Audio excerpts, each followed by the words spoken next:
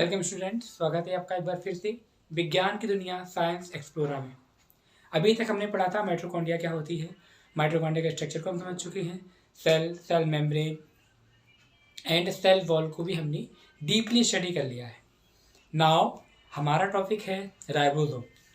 Ribosome and chromosome, हम दोनों के बारे में ही आज स्टडी करेंगे। तो पहले है राइबोसोम, हम देख लेंगे जरा राइबोसोम। इसे हम क्या बोलते हैं? राइबोसोम को हम बोलते हैं प्रोटीन की फैक्ट्री। अब फैक्ट्री क्यों कहते हैं? क्योंकि सारी प्रोटीन जितनी भी सेल के लिए बनती है या हमारी बॉडी के लिए बनती है वो सारी यही बनती है। अब जो चीज़ जहाँ बन रही है तो क्या बोलेंगे, उसे फैक्ट्री बोल देंगे। तो उपनाम देना चाहें तो प्रोटीन की फैक्ट्री कह सकते हैं। सबसे पहले एक वैज्ञानिक थे पैलाडे ने 1905 ईस्वी में राइबोसोम को डिस्कवर किया था, स्टडी की थी, और इन्होंने बताया था कि जो प्रोटीन है वो राइबोसोम में ही, या वी कैन से दैट कि राइबोसोम एक बड़ी अहम महत्वपूर्ण भूमिका निभाता है प्रोटीन के संश्लेषण में, प्रोटीन को बनाने में। तो यहाँ पे हम ये समझेंगे कि पहले राइबोसोम होते कितने टाइप के हैं। राइबोसोम 2 टाइप के होते हैं। इनका वितरण कहाँ कहाँ होता है अभी हम दोनों के बारे में समझेंगे। तो एक 70S समझ लेंगे और एक 80S। बड़ी सरल सी भाषा में कि 2 हैं 70-80, 70-80। अब 70-80 से छोटा है तो जाहिर सी बात है कि इसका जो साइज है, आकार है, वो छोटा होगा, स्मॉल लिख देंगे। अब स्मॉल है तो इसका जो स्थान है, इसका जो लोकेशन है वो कहाँ होगा?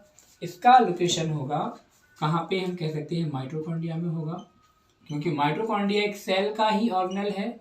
सेल का ऑर्गेनल है तो माइटोकॉन्ड्रिया में कैसे हैं? 70S के हैं। एक और नाम ले लेंगे हम, क्लोरोप्लास्ट, वहाँ पे भी। और 80S के हैं तो जो यूकैरियोटिक सेल्स होती हैं वहाँ पे यूकैरियोटिक सेल्स में पाई जाएंगी, स्वतंत्र रूप से पाए जाते हैं। बिल्कुल कहाँ पे होते हैं? साइटोप्लाज्म जिसे हम कहते हैं कोशिका द्रव्य। ये कोशिका द्रव्य में स्वतंत्र अवस्था में रहते हैं। कभी कभी ER मीन्स एंडोप्लाज्मिक रेटिकुलम में भी चिपके हुए पाए जाते हैं। अगर हम डीप स्ट्रक्चर की बात करें तो थोड़ा सा हम समझ लेते हैं। स्ट्रक्चर इसका इस तरह से होता है। ये राइबोसोम का है। यही राइबोसोम जब सेल के लिए किसी प्रोटीन की रिक्वायरमेंट होती है, एमिनो एसिड की रिक्वायरमेंट होती है, देन ये जो राइबोसोम है वहाँ पे प्रेजेंट होकर के एमिनो अम्ल की बहुत लंबी सी एक चेन बनाते हैं, श्रृंखला बनाते हैं, जो कि प्रोटीन संश्लेषण कहा जाता है।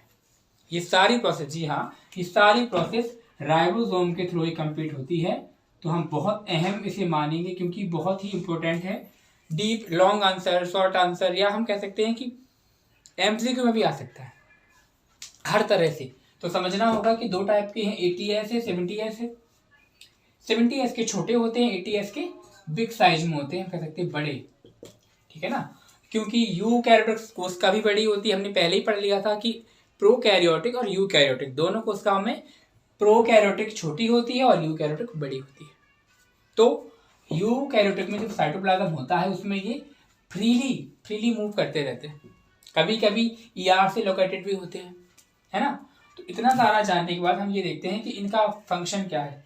तो देखिए फंक्शन का क्या है, तो हमने पहले ही बोल दिया है, प्रोटीन बड़ी अहम चीज़ है। बिना प्रोटीन के कुछ भी एनर्जी का कुछ बेस ही नहीं है प्रोटीन की, क्योंकि प्रोटीन अगर है तो बॉडी मूव करेगी, जब सेल मूव करेंगी तो ऑर्गन्स मूव करेंगी, तो हम अपना जो प्रॉपरली वर्क है जो करते हैं वो कर सकेंगे। तो पहला फंक्शन इसका हो जाएगा, अगर हम फंक्शन की बात करें तो हो जाएगा प्रोटीन संश्लेषण, प्रोटीन सिंथेसिस कह देंगे। प्रोटीन सिंथेसिस का मतलब होता है जितनी भी प्रोटीन होती है इस तरह से बनती है, इस तरह से ये श्रृंखला होती है प्रोटीन की। ये एक नाम सुना होगा RNA, DNA में RNA होते हैं या RNA में DNA होते हैं। बड़ा क्रिटिकल सा क्वेश्चन हो जाता है। तो हम कह सकते हैं DNA डीऑक्सी राइबोन्यूक्लिक एसिड, और आरएनए राइबोन्यूक्लिक एसिड। तो डी आर से बड़ा है, जाहिर सी बात है डीएनए से ही आरएनए निकलते हैं। तो जब डीएनए से आरएनए निकलते हैं तो आरएनए किसके बने होते हैं? राइबोसोम के। जब राइबोन्यूक्लिक है तो इन्हें एक और नाम दे दिया,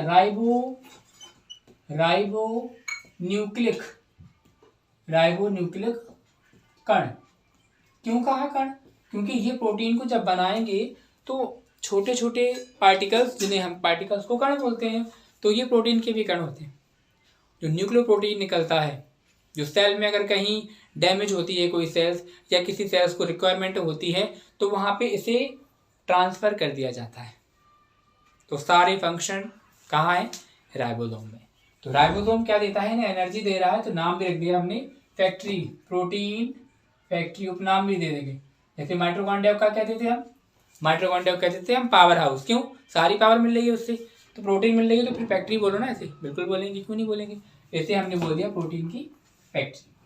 तो इतना हमने समझ लिया। इसका स्ट्रक्चर देख लेंगे आप लोग एक बार। स्ट्रक्चर आपको ऐसे ही बनाना है। इसके ऊपर डबल मेम्ब्रेन नहीं होती है, सिंगल ही होती है, बट प्रॉपरली बनाने के लिए हो रहा है ये सब। आपको सिंगल ही बनानी है, डबल नहीं बनानी है, बिल्कुल ठीक है। तो अब देखिए एक बार ब्रीफ में समझ लो। राइबोसोम प्रोटीन की फैक्ट्री, इसका उपनाम हो गया। पहला डी ने खोज की थी। 2 टाइप के हैं, 70S 80S। पाए जाते हैं माइटोकॉन्ड्रिया, क्लोरोप्लास्ट, और कहाँ पाए जाते हैं? और ये साइटोप्लाज्म में पाए जाते हैं। कभी कभी ER का आप नाम पूरा जानते होंगे। ER क्या होता है? Endoplasmic reticulum. तो एंडोप्लाज्मिक रेटिकुलम से भी चिपके हुए पाए जाते हैं। इसके बाद हमारा नेक्स्ट टॉपिक क्या है? तो नेक्स्ट टॉपिक था हमारा क्रोमोसोम। तो क्रोमोसोम में आप समझ लेते हैं क्रोमोसोम क्या है। तो क्रोमोसोम यानी हिंदी में अगर कहें गुणसूत्र, गुण वाले सूत्र हैं, क्या कह देंगे? गुणसूत्र। गुणसूत्र का क्या है? सूत्र मतलब धागा होता है, और गुण मतलब हमारी जो भी इंफॉर्मेशन है पीढ़ी दर पीढ़ी, एक पीढ़ी से दूसरी पीढ़ी में, दूसरी पीढ़ी से तीसरी पीढ़ी में, ऐसे ही 1 बाई 1 करके ट्रांसफर होती रहती है। हमने उसे बोल दिया गुणसूत्र। ठीक है, चलो देखते हैं क्रोमोसोम। क्रोमोसोम नाम याद रखेंगे बड़ा अच्छा। क्रोमोसोम यानी गुणसूत्र, हिंदी में लिख लेंगे। और अच्छे से इसकी व्याख्या करने के लिए हम क्या कर लेंगे? हिंदी में लिख लेंगे इसकी। जब हम कोशिका के केंद्र को बड़ी डीप स्टडी करेंगे तब हमें क्या दिखाई देंगे? हमें दिखाई देंगे गुणसूत्र। मान लीजिए ये एक सेल है, ये एक सेल है, इस सेल के अंदर है, ये आ गया, क्या आ गया? ये क्या आ गया? केंद्रक। ठीक है, तो केंद्रक के बीच में हम ऐसे नहीं बनाते। केंद्रक को हम क्या करेंगे? थोड़ा सा स्पेस दे के बनाएंगे, बिकॉज इनके बीच क्या होता है? हमने कहा था चेक पॉइंट होते हैं। जांच करने के लिए चेक पॉइंट जरूर होंगे कि कौन सा पदार्थ ठीक है कि नहीं है ना, वो सारी चीजें देखेंगे। तो इसके अंदर हम देखेंगे तो क्या बना होता है? देखिए सेल के अंदर जो होता है वो साइटोप्लाज्म है। अब न्यूक्लियस के अंदर है वो न्यूक्लियोप्लाज्म है। तो न्यूक्लियोप्लाज्म में ही हमें एक धागीनुमा संरचना दिखाई देती है, पहले उन्होंने पढ़ा है इसके बारे में। तो ये होता है क्रोमोसोम। क्रोमोसोम है थ्रेड लाइक स्ट्रक्चर, एक धागीनुमा संरचना दिखेगी, एक धागीनुमा संरचना दिखेगी, उसे हम क्या बोलेंगे? क्रोमोसोम बोलेंगे। आइए डीप स्टडी देखते हैं। ये देखिए इस तरह से क्रोमोसोम होते हैं। अब ये देखिए एक ये जा रहा है और एक ये जा रहा है। अब ये जहां दोनों मिलते हैं ये इनका केंद्र बिंदु है, केंद्र बिंदु है, पॉइंट है। क्या बोल देंगे इसे? बोल देंगे सेंट्रोमियर। सेंट्रोमियर। वर्ड सेंट्रोमियर तो कहेंगे जहाँ पे जो गुणसूत्र हैं, जो क्रोमोसोम हैं, उनकी दोनों जो भुजाएं आपस में मिल रही हैं, दोनों आर्म्स मिल रही हैं, उस प्लेस को बोलेंगे हम सेंट्रोमियर। ठीक है, तो अब इनको हम पहले ये जान लेते हैं कि किसने डिस्कवर किया था। तो क्रोमोसोम को 1875 एक साइंटिस्ट थे स्ट्रॉसबर्गर, इन्होंने उसे डिस्कवर किया था। धागा बोला था इन्हें, क्रोमोसोम यानी एक धागेनुमा संरचना। फिर जब डीप स्टडी हुई तो पता चला कि ये धागे जो हैं, जब सेल का डिवीजन होता है तो ये धागे आपस में जुड़ के मोटे हो जाते हैं और क्या बना लेते हैं, ये बना लेते हैं क्रोमोसोम की स्टडी को, क्रोमोसोम के स्ट्रक्चर को बना लेते हैं। तो हम यहाँ पे जब डीप जाएंगे उन्हें देखेंगे तो ये कैसे हो जाएंगे, इस तरह से हो जाएंगे। अब और देखेंगे डीप में, हम तो जरा और डीप में देख लेते हैं। इनका स्ट्रक्चर जो है वो अलग अलग होता है, कुछ पॉलिटिन होते हैं, कुछ लैम्प ब्रुश होते हैं। इनकी अगर हम प्रकार की बात करें, लैम्प ब्रुश क्रोमोसोम होता है और एक होता है, एक लैम्प ब्रुश हो गया इस तरह से, लैम्प ब्रुश क्रोमोसोम होता है जो लैम्प मीन्स क्या होता है, बल्ब, जो मतलब बल्ब की तरह हमें दिखाई देता है, इस तरह से दिखाई देगा। और एक पॉलिटिन होता है, दोनों ही अलग अलग होते हैं। हम दोनों के बारे में पढ़ लेंगे, थोड़ा थोड़ा सा पढ़ना है। पहले ये जानना है कि है क्या क्रोमोसोम। तो देखिए, जो क्रोमोसोम होते हैं वो हमारी वन जनरेशन, यानी जो जनरेशन है, मान लीजिए हम हैं, तो जो जनरेशन है उस जनरेशन की जो भी इंफॉर्मेशन है, यानी जैसा बॉडी का स्ट्रक्चर है, जैसा हमारा थोड़ा सा बिहेवियर है, वो कुछ ना कुछ मात्रा में नेक्स्ट जनरेशन में जाएगा। अब सवाल ये आता है कैसे जाएगा, क्योंकि नेक्स्ट जनरेशन तो अलग होती है, कौन सा हमसे कनेक्ट होती है। बट जब एक न्यू बॉर्न बेबी का फॉर्मेशन होता है ड्यूरिंग ओवा एंड स्पर्म, देन ये जो क्रोमोसोम होते हैं वो हमारे स्पर्म में भी क्या होते हैं, इंक्लूड होते हैं, बिल्कुल होते हैं। अब ह्यूमन में कितने होते हैं, तो कह देंगे कि ह्यूमन में इनकी संख्या 46 है। कितनी है, 46 है। क्योंकि ये पेयर में पाए जाते हैं, तो इनका एक पेयर 2 होते हैं, तो 23 पेयर हो गए। क्योंकि 46 यानी उसका अगर हाफ कर देंगे तो कितने आ जाएंगे, 23। तो कह देंगे in human body there are 23 pair of chromosome. कितने पाए जाते हैं, 23 पेयर ऑफ क्रोमोसोम एक ह्यूमन बॉडी में पाए जाते हैं। अब 22 सेम होते हैं, 22 क्रोमोसोम सेम होते हैं, उन्हें ऑटोसोम्स बोलते हैं।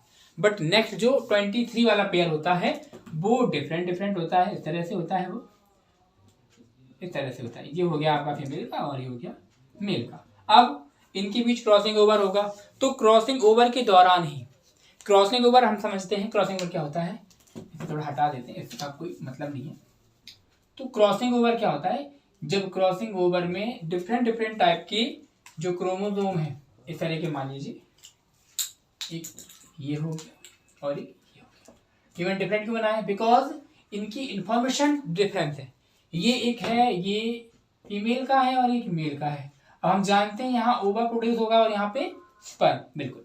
तो अब इनकी जो इंफॉर्मेशन है आपस में क्या होगा, क्रॉसिंग ओवर हो जाएगा, कि कुछ हमारे जो लक्षण हैं, कुछ उसके जो लक्षण हैं, कुछ मदर कुछ फादर, दोनों के लक्षण आपस में इंक्लूड होकर के एक जायगोट बनेगा। वी नो दैट एक जायगोट बनता है, चाहे वो XY का बनेगा या वो XX का बनेगा, फीमेल का बनेगा या वो मेल का बनेगा। तो उसके अंदर जो भी मटेरियल है, जो भी लक्षण है, वो जब ट्रांसफर होंगे तो किसके थ्रू होंगे, क्रोमोसोम के थ्रू होंगे।